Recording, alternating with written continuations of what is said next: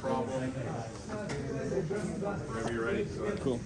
Yeah, Jeremiah, you want to lead us off? Yeah, you got a goal and an assist. I gotta imagine that feels pretty good.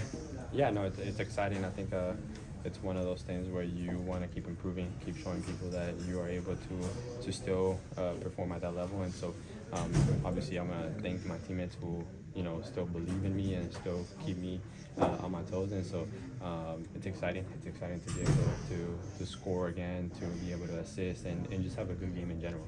You know, Paul, before that assist, he gets into it with Danny Ferreira, and there's like a whole situation where there's not even a foul called. But it seems like the team sort of responded to that a little bit. Was that, I don't know, does that fire you guys up a little bit when there's an incident like that? No, I think we always want to protect our teammates in whatever situation possible. If it's just a tackle or some little push, I think that we all kind of take account to that. Even when Paul went to go press Stewart and he kind of stuck out his shoulder, we want to keep all that in mind. And as players, we want to protect it and take it out in any other way possible. So we all write tabs. I know I do. I know that whenever someone pushes one of my teammates, I know that the next tackle is going to be hard or something like that, But, I think that what we learned from the 3 games that we played in the Club World Cup is intensity is going to be key. And so moments like that when people turn off and are focused on other things, we have to take advantage of moments like that. And I think we did. We had Danny come down and press and defend, and we turned the ball over to ours, and we were able to attack it. So I think that the team is collectively on the same page in terms of we don't turn off no matter what, and we keep going and we keep the intensity high. How important was it for the team, just from a mental perspective, to get a win today?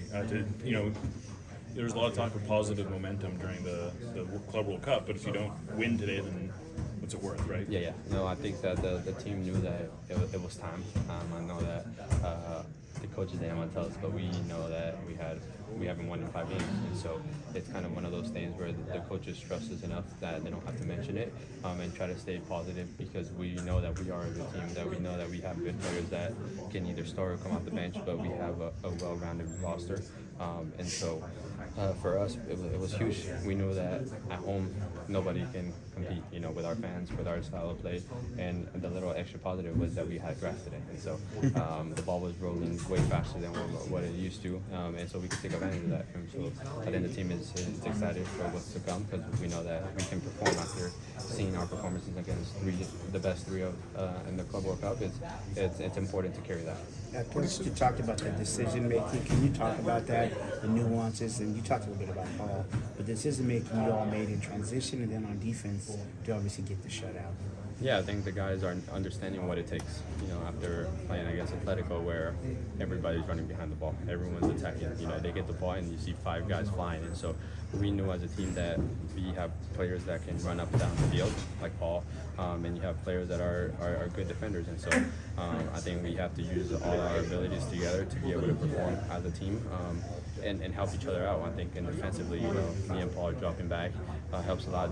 Kalani and Reed, and so making sure that we can save energy like that, and then whenever we're attacking, you see Kalani doing overlaps and being up the field. And so I think just being smart with the way that we are pressing, being smart with the way we're defending, doing it as a collective, I think that's where we can get a lot of points. How's this formation helping your ability to distribute the ball and play in that pocket? I know it's not about you, but the team.